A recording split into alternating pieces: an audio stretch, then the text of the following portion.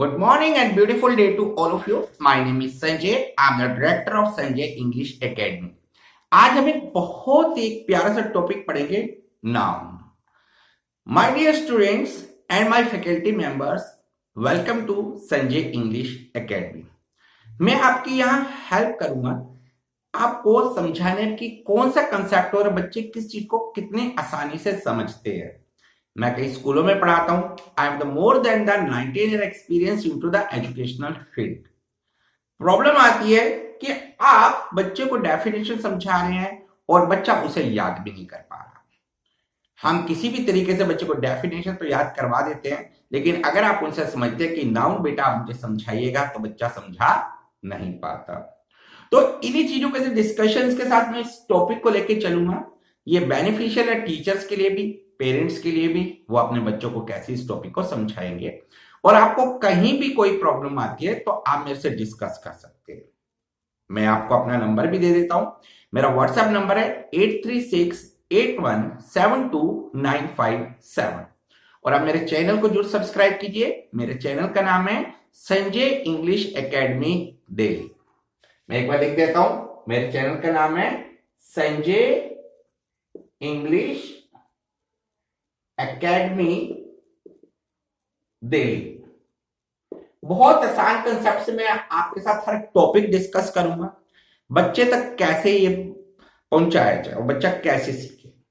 और आप मेरा व्हाट्सएप नंबर भी को नोट कर लीजिए. आपको किसी भी तरीके की कोई भी जरूरत हो तो आप मेरे से डिस्कस कर सकते हैं और राय ले सकते हैं स्टडी से related.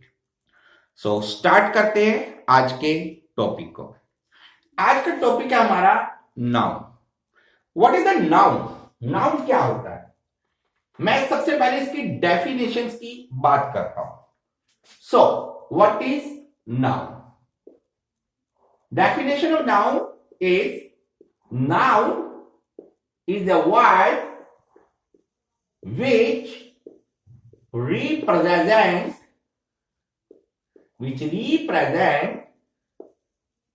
name, place and things.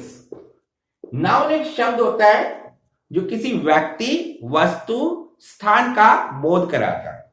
अब मैंने यहां किया रिप्रेजेंट. रिप्रेजेंट मतलब होता है, अगर मैं हिंदी में कहूं तो प्रदर्शित, बताता, उल्लेख करता है किसी व्यक्ति के नाम का, जगह का और वस्तु का.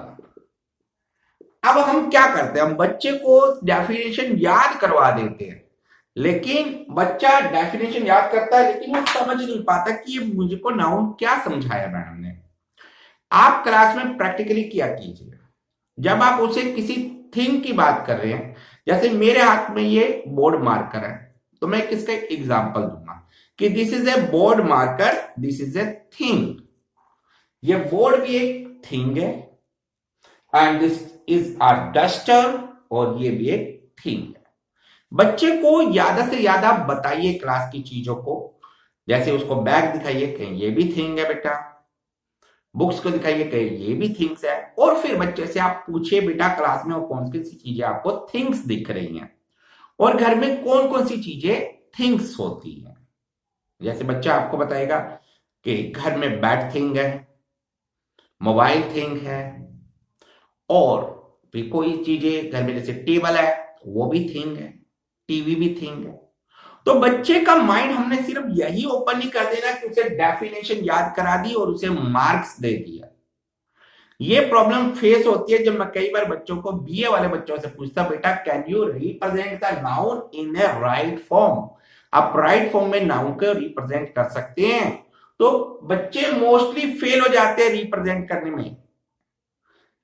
हम डिस्कस कर रहे हैं पॉइंट को बहुत डिटेल में समझे कि बच्चे की मेंटलिटी को, कि एक 3 इयर्स के, 4 इयर्स के और 5 इयर्स का बच्चा यूकेजी या 6 इयर्स का यूकेजी एलकेजी में जब जाता है तो हम उसे डेफिनेशंस देते हैं और फिर उसे कहते हैं, पूछते हैं नाउन क्या होता है. आप डेफिनेशन रटा भी देते हैं फर्स्ट क्लास तक के बच्चे को. लेकिन बच्चा डेफिनेशन याद कर लेता, अच्छे नंबर गेन कर लेता, लेकिन उसे रिप्रेजेंट नहीं कर सकता. तो आपने बच्चे को बहुत ही इंटरेस्टिंग वे से उस टॉपिक को समझाना है. अब मैं आता हूं बात प्लेस की। अब बच्चे को आपने बताना कि प्लेस कहां है, कौन सी जगह प्लेस है। जैसे आप क्लास में खड़े हैं, बच्चों को बताओ ये प्लेस है बेटा, ये स्कूल हमारा प्लेस है, और ये स्कूल कौन सी जगह पर है वो भी एक प्लेस कहलाएगा। जैसे मैं कहता हूं कि मेरा स्कूल दिल्ली में है, और दिल्ली भी एक प्लेस हो गया, क्लियर। और इंडिया में है तो इंडिया भी एक प्लेस है, स्विट्जरलैंड भी एक प्लेस हो गया, यूएसए भी एक प्लेस हो गया।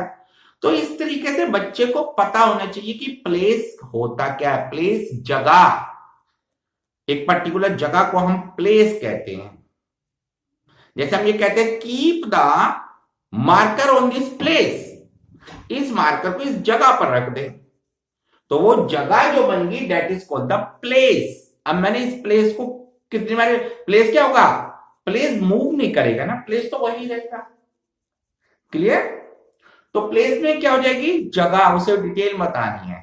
जैसे स्कूल, घर, और कहीं वो विजिट करने जाता है, जैसे रेड फोर्ट जाता है तो वो भी प्लेस कहलाता है, ताजमहल कहलाता है वो भी एक प्लेस कहलाता है, that is called the historical place.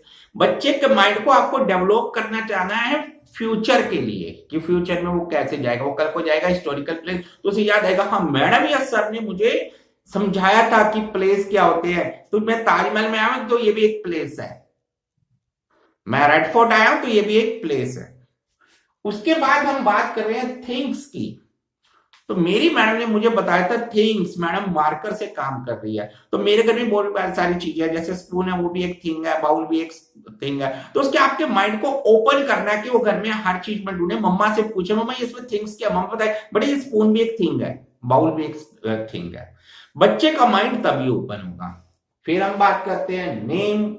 Name क्या, क्लास में बच्चों का नाम बच्चों को पता, हम कहते हैं बेटा आप किसको किस नाम से पुकारते हैं, तो मैं इसे अदिति कहता हूँ, दीपक कहता हूं, मैं इसे मोनू कहता हूं, मैं इसे रमेश कहता हूं, मैं इसे सुनीता कहता हूं। तो ये सब क्या है, एक नाम है। तो बच्चे को पता चलेगा उसके कुलीग वो भी एक नाम है। उसे उसके पेरेंट्स का नाम पूछिए और उसे बताइए कि ये जो नाम है पेरेंट्स का बता रहे हैं ये भी एक नेम में आता है। हमने क्या किया, अभी तक हम उसको डेफिनेशन समझा रहे थे कि नाउन ये होता है। Noun is the word which represent name, place and the things. आप जितना एग्जाम्पल देंगे बच्चा उतना उसको समझ पाएगा, क्योंकि मैं भी क्लासेस लेता हूँ, फर्स्ट सेकंड तक कई बार प्रॉब्लम फेस होती है टीचर्स को, तो मैं उनको बताता हूँ मैडम आप बच्चे को ऐसे समझाइए, प्रैक्टिकल समझाइए। तो अभी हमने नाउन के बारे में बात की। अब हम बात करते हैं दिस और डैट का भी कई बार बच्चों को कंसेप्ट कंप्लीट नहीं होता। मैं क्लास में डिस्कशन करने जाता हूं कि मैडम आती है सर एक बार समझाइए बच्चों को, दिस और डैट समझ नहीं आ रहा, दिस समझ नहीं आ रहा, दो समझ नहीं आ रहा, सर ये कैसे होगा। चलिए हम इस कंसेप्ट को भी क्लियर करते हैं।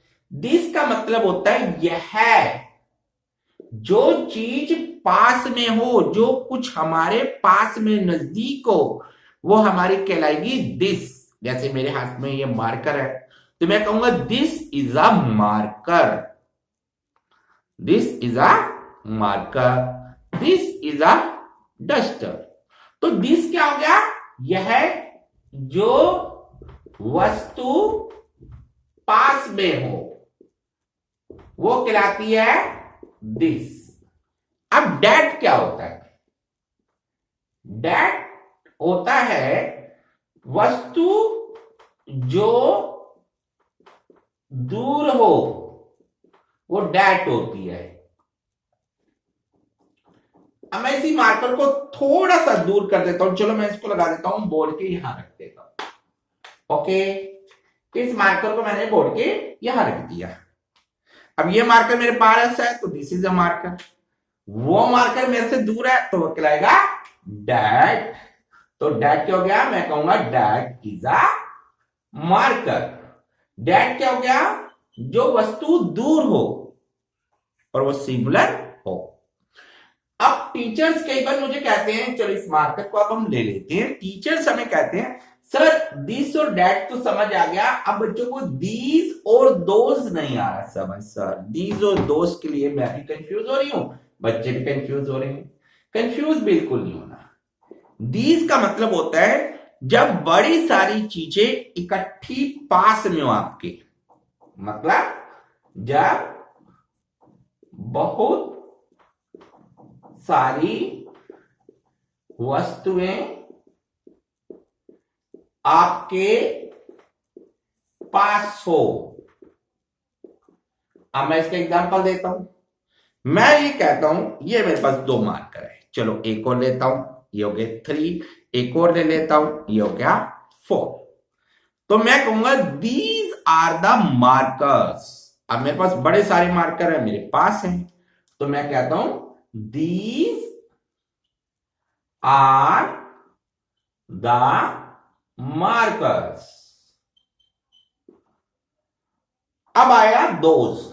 अब हम दोज को समझते हैं। दोज होता है जब बहुत सारी वस्तुएं हों और वो दूर हों। बहुत सारी वस्तुएं हों और वो दूर हो। अब इन्हीं मार्कर्स को मैं अपने से थोड़ा सा दूर कर देता हूं। चलो मैं इसको फिर वही बोर्ड के ऊपर लगा देता हूं। 1 2 3 एंड 4। तब मैं क्या कहूंगा those are the markers. Marker मेरे से दूर है तो मैं उसे दोज करके बात करूंगा। तो ऐसे ही आपने प्रैक्टिकली समझाना है, बच्चों को करके बताना है। तो कई बार बच्चे कंफ्यूज होते हैं, टीचर भी कंफ्यूज होता है, सर दीज और दोज कंसेप्ट नहीं आ रहा। तो दीज मैंने आप बताया जो चीज पास में हो, बड़ी सारी हो, दीज होगी, और उसको दूर कर दिया तो दोज होगी। तो एक ही बहुत ही इंटरेस्टिंग वैसे आप बच्चे को समझाएंगे तो बच्चों को मजा भी आएगा, इंटरेस्ट भी लेगा। अब कैसे घर में वो कैसे लेगा। अब स्पून्स होती है बड़ी सारी। अब बच्चा घर जाएगा तो स्पून्स अपने पास रखे, तो स्पून उसके पास में होंगी, बड़ी सारी होंगी, कहेगा दीज आर द स्पून्स। और किचन में जाता है तो स्पून्स बहुत दूर पड़ी होती हैं, मम्मा उसे कहीं रखती है संभाल कर, तो वो बच्चा उससे एग्जाम्पल दे सकता है कि दोज आर द स्पून। तो घर से एग्जाम्पल मिल गया। तो इस तरीके से आप स्टडी को इंटरेस्टिंग बनाएं, बच्चा बहुत आसानी से सीखता है और बहुत इंटरेस्ट से सीखता है। इसी तरीके से मैं और भी ब्यूटीफुल वीडियोस लेकर आपके पास आऊंगा। आप मेरे चैनल को जरूर सब्सक्राइब करें। तो मेरा चैनल है संजय इंग्लिश एकेडमी दिल्ली। मैं आपसे हमेशा डिस्कस करता हूं, इस चैनल को आप सब्सक्राइब करें, आपको बहुत अच्छे कंसेप्ट्स मिलेंगे स्टडी से रिलेटेड। Thank you everyone.